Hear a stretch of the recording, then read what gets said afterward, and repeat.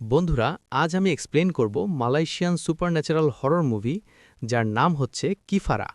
মুভিটি recently release হয়েছে। আশা করি মুভিটি আপনাদের ভালো লাগবে।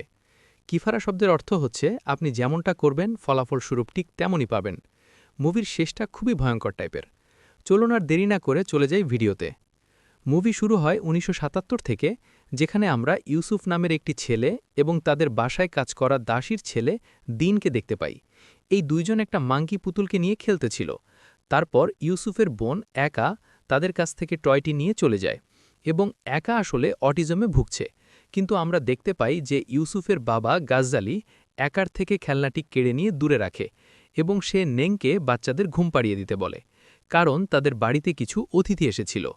এখন আমাদের দেখানো হয়েছে ইউসুফের মা নূর এবং ইউসুফের সৎ মা মেওয়ারকে। তারপর নেং বাচ্চাদের ঘরে নিয়ে যায়। ইউসুফও তার ঘরে যায়। রাতে যখন তারা ইউসুফ আর একা শুয়ে থাকে, নূর সেখানে আসে এবং সেখানে দাঁড়িয়ে তাদের দুজনকেই দেখে এবং তারপর সে ঘর থেকে বেরিয়ে যায়। এখন আশ্চর্যজনকভাবে রাত ৩টায় ইউসুফ তার চোখ খোলে এবং তার সামনে দিনের ভূত দেখতে পায়। এখান থেকে গল্পটি ৩০ বছর এগিয়ে যায়, অর্থাৎ ২০০৭ সালে। আমাদের ইউসুফকে দেখানো হয় তিনি গত ৩০ বছর ধরে মিশরে বসবাস করছিলেন এবং মালয়েশিয়ায় ফিরে আসেন, কারণ তার বাবা গাজ্জালি গুরুতর অসুস্থ ছিলেন এবং যে কোনো মুহূর্তে মারা যেতে পারেন। আমরা এখন ইউসুফের পরিবার দেখতে পাই, যার মধ্যে রয়েছে তার স্ত্রী মারিসা এবং তার ছেলে মিকাইল। তবে ইউসুফ তাদের সাথে আনেননি, কারণ তিনি তার স্ত্রী এবং ছেলেকে তার পরিবারের সাথে কোনোভাবেই যুক্ত করতে চান না এবং তাদের আলাদা রাখতে চান। ইউসুফকে তার গাড়িতে করে বাড়ি ফিরতে দেখা যায়। তার ড্রাইভার পাক তার সাথে থাকে এবং পাক তখন থেকেই ইউসুফের বাবার জন্য কাজ করে, যখন ইউসুফ ছোট ছিল। ইউসুফ যখন তার বাড়িতে পৌঁছেছিল তখন সে মোটেও খুশি ছিল না এবং সে ঘরের ভেতরে যায়। সেখানে সে তার ছোট বোন একাকে দেখতে পায় এবং একা ইউসুফের উপর রাগ করে, কারণ তাদের মা নূরও অনেক বছর আগে বাড়ি ছেড়ে চলে গিয়েছিলেন আর কখনো ফিরে আসেননি এবং ইউসুফও তার সাথে কখনো দেখা করতে আসেননি। সে সবসময় সেই বাড়িতে একা থাকত। তারপর একা চলে যায় এবং তারপর ইউসুফের সৎ মা আসে। সে এখনও একই রকম আছে, যেমনটি সে ৩০ বছর আগে ছিল। সে ইউসুফকে সবকিছু বলে, তাকে ঠাট্টা করতে শুরু করে এবং তারপর চলে যায়। এরপর ইউসুফ তার বাবার কাছে যায়, যিনি ভেঙে পড়ার দ্বার প্রান্তে ছিল। সে তার বাবাকে জিজ্ঞাসা করে কেন গাজ্জালি তাকে বাড়ি থেকে দূরে পাঠিয়েছিল, কেন সে কখনো ইউসুফকে ফোন করেনি এবং কেন গাজ্জালি বা তার মা তাকে কখনো ফোন করেনি ফিরে আসার জন্য। ইউসুফ যখন কথা বলছে, হঠাৎ তার বাবা জেগে ওঠে এবং ইউসুফকে দেখার পর খুব রেগে যায়। কিন্তু তারপর হঠাৎ সে ইউসুফের পিছনে একটি ভূত দেখতে পায় এবং তার অবস্থা হঠাৎ খারাপ হয়ে যায়। ইউসুফ দোয়া শুরু করেন এবং তারপর গাজ্জালি শান্ত হন। মেওয়ারও কাছেই বসেছিলেন, কিন্তু গাজ্জালির প্রতি তার কোনো আগ্রহ ছিল না, কারণ আপনি জানেন যে তিনি ইউসুফের সৎমা ছিলেন। ইউসুফ চলে যান এবং সে মনে করতে থাকেন কিভাবে ইউসুফ আর দিন সেখানে লুকোচুরি খেলত। তারপর ইউসুফ তার ঘরে যেতে শুরু করেন। ইউসুফ দেখে অ্যাটিকের দরজাটি নিজে থেকেই খুলে যাচ্ছে। ইউসুফ অ্যাটিক গানটি গাইছিলেন, যেখানে দিনের ভূত তাকে তাড়া করে এবং ইউসুফ অনেক ভয় পেয়ে যায়। ইউসুফ অ্যাটিক থেকে বেরিয়ে আসার চেষ্টা করেন, কিন্তু দরজাটি তালাবদ্ধ ছিল। অনেক চেষ্টার পর ইউসুফ বেরিয়ে আসতে সক্ষম হন। এরপরে বাহিরে সে একাকে দেখতে পায়। তারপর রাতে খাবার টেবিলে মেওয়া তাদের সাথে এমনভাবে কথা বলে যেন নূর মারা গেছে, আর সে বলে সেই এখন তাদের মা। ইউসুফের বিষয়গুলো খুব আজীব লাগে। একা বলে নূর তার সাথে প্রত্যেক দিন দেখা করতে আসে। তারপর একা ওইখান থেকে উঠে চলে যায়। ইউসুফ জানতে পারে মেওয়া গাজ্জালির চিকিৎসা নিজেই করে, আর সেটা শুধুমাত্র মধু আর লেবুর চা দিয়ে। ইউসুফ আরও বেশি চিন্তিত হয়ে পড়েন যে তাদের লেবুর চা নয়, ডাক্তারের প্রয়োজন। যাই হোক, রাতে ইউসুফ তার স্ত্রী মারিসাকে ফোন করার চেষ্টা করেন, কিন্তু মারিসা ফোন রিসিভ করে না। ইউসুফ তখন মেওয়ারকে বাইরের একটি গাছ থেকে ফুল তুলতে দেখেন। ইউসুফ ঘুমিয়ে পড়েন এবং ভোর ৩টায় সে একটি স্বপ্ন দেখেন, যেখানে সে কিছু লোককে এক ধরনের রিচুয়াল করতে দেখেন এবং রিচুয়াল চলাকালীন তারা একটি শিশুকে বলি দিচ্ছে। ইউসুফ হঠাৎ বানরের খেলনার শব্দ শুনে, যে খেলনাটি তার ব্যাগে ছিল। এখানে আমরা দেখতে পাই দিনের ভূত ইউসুফের পিছনে দাঁড়িয়ে আছে। ইউসুফ প্রার্থনা করেন এবং আবার ঘুমিয়ে পড়েন। পরের দিন সকালে দেখে মারিসা মিকাইলকে নিয়ে ওই বাড়িতে এসেছে। ইউসুফ রাগ হয়ে যায়। সে মারিসাকে নিয়ে ঘরে আসে আর তাদের মধ্যে ঝগড়া হয়। আর ইউসুফ জানতে পারে মারিসার আরেকজনের সাথে সম্পর্ক ছিল। এটা বারে দাঁড়িয়ে মেবার সব শুনতে থাকে। এখানে আমরা বুঝতে পারি মেবার মিকাইলকে নিয়ে কিছু একটা করার প্ল্যান করতেছে। তারপর ইউসুফ মারিসা আর মিকাইলকে নিয়ে যায় গাজালিকে দেখানোর জন্য। গাজালি মিকাইলকে দেখে অনেক ভয় পেয়ে যায়। সে এতটাই ভয় পায় যে তার হার্ট অ্যাটাক হয়ে যায় এবং ঘটনাস্থলেই তিনি মারা যান। কিন্তু মৃত্যুর আগে সে ইউসুফের কানে ফিসফিস করে একটি কথা বলে, সাপ। সবাই রিচুয়াল করে। সবকিছুর পরে জানাজা হয় এবং গাজ্জালির মৃতদেহ ঘরের ভিতরে রাখা হয়। গাজ্জালি ড্রাইভার গাড়ি পার্ক করে এবং সে ইউসুফকে বলে যে আগামীকাল সকালে তাদের মসজিদে যেতে হবে এবং গাজ্জালির জন্য প্রার্থনা করতে হবে। এরপরে আমরা একা আর মিকাইলকে দেখতে পাই এবং আমরা জানতে পারি যে একা ৩০ বছর ধরে বাড়ি থেকে বের হয়নি এবং তার কোনো বন্ধু নেই। তাই মিকাইল তার বন্ধু হয়ে যায়। এতে একা খুব খুশি হয়। ইউসুফ ঘুমন্ত মারিসার কাছে যায় এবং তার কাছে ক্ষমা চায়। কিন্তু তারপর মারিসা ঘরে আসে কারণ বিছানায় থাকা ব্যক্তিটি ছিল ভূত, যা খুবই ভয়ানক। এতে বোঝা যায় তাদের ঘরে কিছু একটা ছিল যা খুবই ভয়ানক। এখন মারিসা ইউসুফের কাছে আসে এবং জিজ্ঞাসা করে মেবার এই বয়স কত, কারণ সে দেখতে খুবই ইয়াং। সে তাকে বলে যে তার পরিবার এমন এক ধরনের রিচুয়াল করে।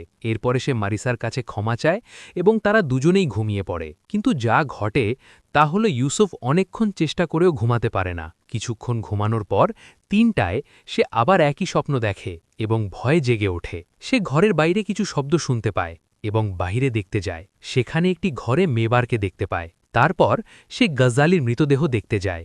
আশ্চর্যজনকভাবে দিলের ভূত আবার তাকে ভয় দেখায় এবং ইউসুফ এতে প্রচুর ভয় পায়। তারপর ইউসুফ দেখতে পায় যে গাজ্জালির মৃতদেহ অর্থাৎ তার বাবার মৃতদেহ মেঝে থেকে অনুপস্থিত।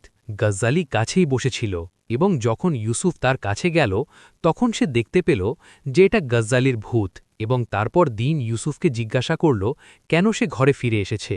তখন নেং সেখানে আসে এবং গাজ্জালির মৃতদেহ মেঝেতে পড়ে থাকে, যার অর্থ এই সমস্ত জিনিস সে স্বপ্ন দেখতেছিল। এরপর নেং এখন ইউসুফকে বলে যে পাক বাহির একাকে খুঁজতে গিয়েছে কারণ একা ঘুমের মধ্যে ঘর থেকে বেরিয়ে গেছে। এবং এখানে একটি বিষয় লক্ষ্য করার মতো যে নেংকে ঠিক একই রকম দেখাচ্ছিল যেমন ইউসুফ তাকে ছোটবেলায় দেখেছিল, যার অর্থ এখানে কিছু একটা ঘটছে যা খুবই ভয়ানক। তারপর পাক একাকে নিয়ে আসে এবং নেং একাকে তার ঘরে নিয়ে যায়। পাক ইউসুফকে সব দরজা বন্ধ করতে বলে। একা ঘর থেকে বেরিয়ে যায় এবং সে একটি গাছের সামনে দাঁড়ায়। পাক তারপর ইউসুফকে ঘুমাতে যেতে বলে কারণ সকালে তাদের গাজ্জালিকে কবর দিতে হবে। পরের দিন সকালে যখন ইউসুফ এবং অন্যরা গাজ্জালিকে কবর দিতে যান, বাকিরা একটি গর্ত খুঁড়ছেন। গর্ত থেকে রক্ত বের হতে শুরু করে। এটি দেখে সবাই খুব ভয় পেয়ে গেল, ভাবল এটি একটি অশুভ লক্ষণ। কিন্তু সেখানকার একজন শামান বলল যে এটি কেবল একটি লক্ষণ যে গাজ্জালি যন্ত্রণাদায়ক মৃত্যুবরণ করেছেন, কারণ তিনি সারা জীবন তার ছেলে ইউসুফের কাছ থেকে দূরে ছিলেন এবং শেষবার যখন তিনি তার সাথে দেখা করেছিলেন সেটা ছিল তার মৃত্যুর সময়। এরপর ইউসুফ এবং অন্যরা একই রক্তমাখা গর্তে গাজ্জালিকে কবর দেন। ইতিমধ্যে আমরা মারিসা এবং মেওয়ারকে দেখতে পাই এবং মেওয়ার মারিসাকে তার গল্প বলে। ৩০ বছর আগে তার বাড়ি পুড়ে গিয়েছিল এবং তার বাবা মা আগুন থেকে বাঁচতে পারেননি। গাজ্জালি তাকে দত্তক নেন, বিয়ে করেন এবং তার বাড়িতে নিয়ে আসেন। সেই সময় তার প্রথম স্ত্রী নূর গর্ভবতী ছিলেন এবং প্রথমে তিনি খুব অদ্ভুত বোধ করেছিলেন, কিন্তু পরে নূর তাকে গ্রহণ করেন এবং তারা সকলেই একটি পরিবারের মতো বসবাস শুরু করেন। এখানে মেওয়ার মারিসাকে বলেন তুমি আমাকে মা বলে ডাকতে বলেন, কারণ তিনিও ইউসুফের মায়ের মতো। এরপর আমরা ইউসুফ এবং মিকাইলকে দেখি। ইউসুফ মিকাইলকে তার বাড়ির কাছে একটি পার্কে বসিয়ে রেখে বাড়ি ফিরে আসেন।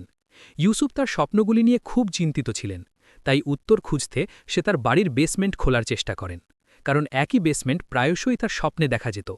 এখানে ইউসুফ ধীরে ধীরে সব কিছু মনে করতে শুরু করেন এবং এখন সে এক মুহূর্তের জন্য এই বাড়িতে থাকতে চায় না। তাই সে তার স্ত্রী মারিসাকে বলে যে তারা চলে যাচ্ছে।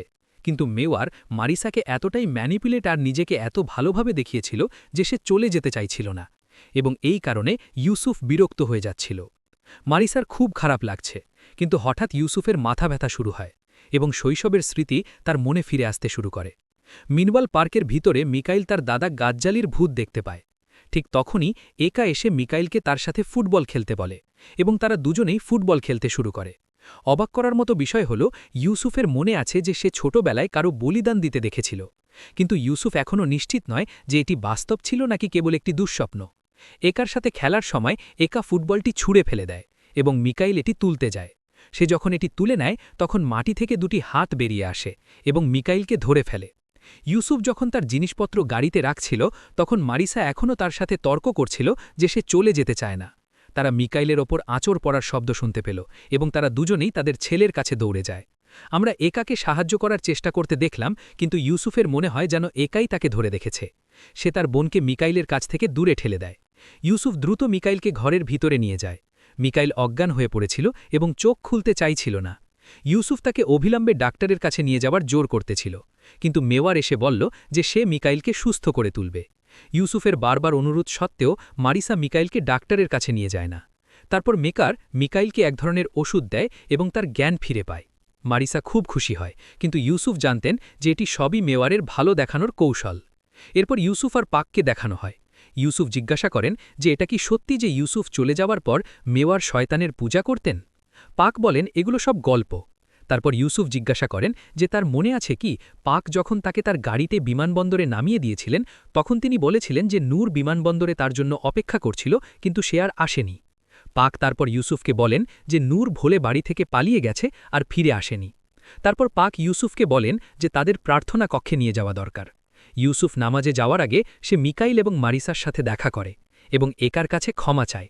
একা তাকে বলে যে ইউসুফের একটি পরিবার আছে এবং সে খুব খুশি, কিন্তু একা কেবল তার ভাই ইউসুফের সাথে আছে এবং যদি সে কেবল তাকে দুঃখ দেওয়ার জন্য সেখানে আসে তাহলে তার উচিত কখনো ফিরে না আসা।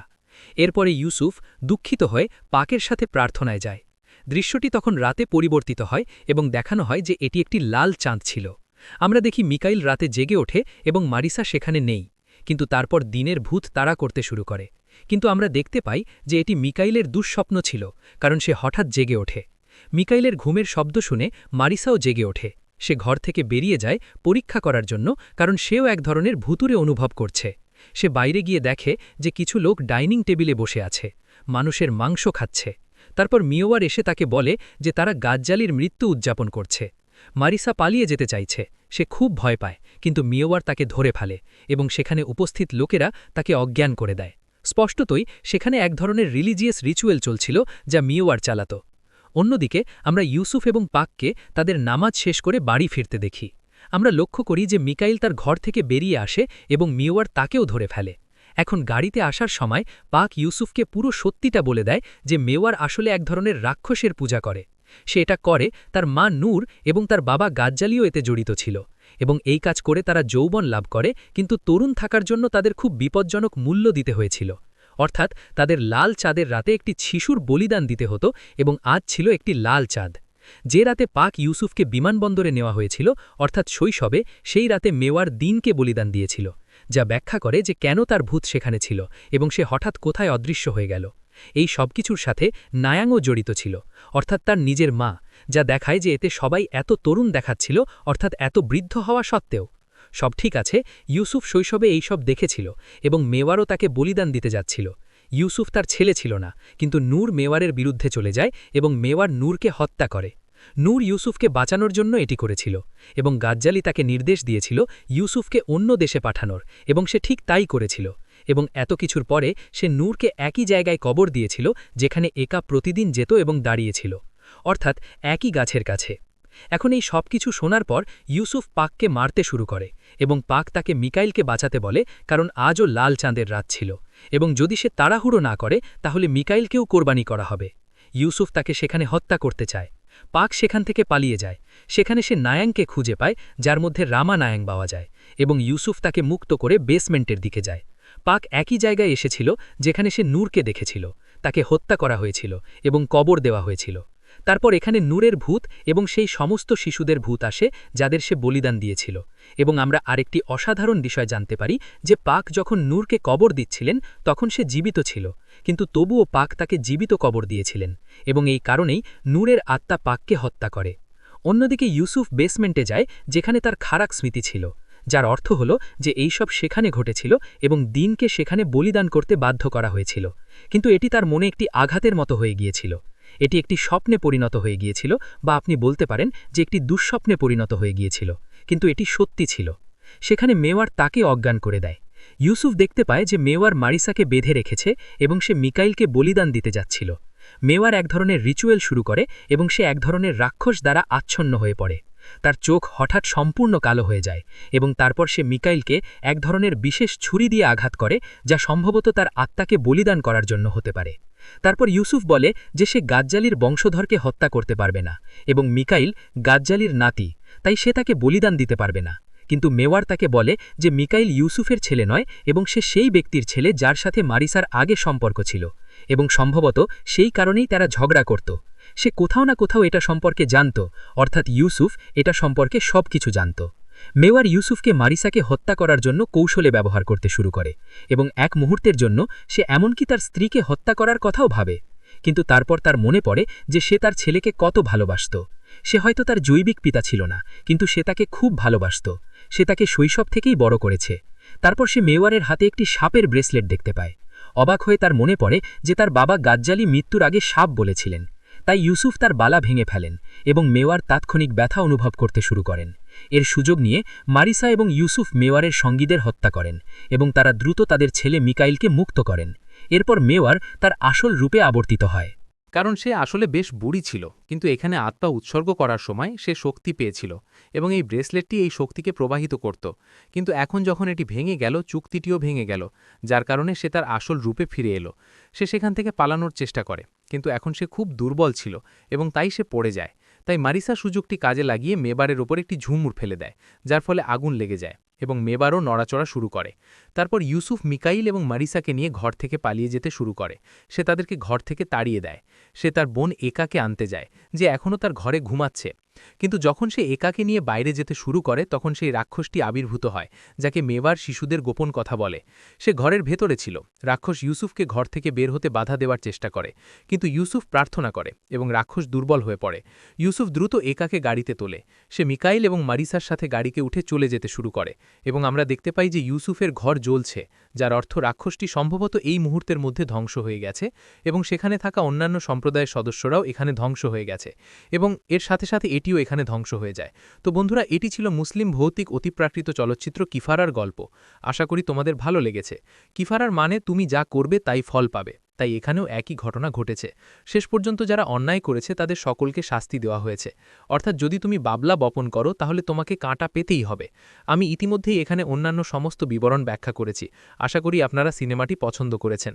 মেবার কথা বলতে গেলে সে আসলে একজন ডাইনি ছিল, যে এই নোংরা কাজের জন্য এখানে সবাইকে কারসাজি করেছিল। আপনারা জানেন সে কতটা নোংরা কারসাজি করত, যেমন সে মারিসার সাথেও করেছিল। তাই এটা সম্ভব যে সে নূর, গাজালি এবং এখানকার সকলকে কারসাজি করেছিল। সকলের সাথে পরবর্তী ভিডিও নিয়ে দেখা হবে, ততক্ষণ পর্যন্ত সাথেই থাকুন।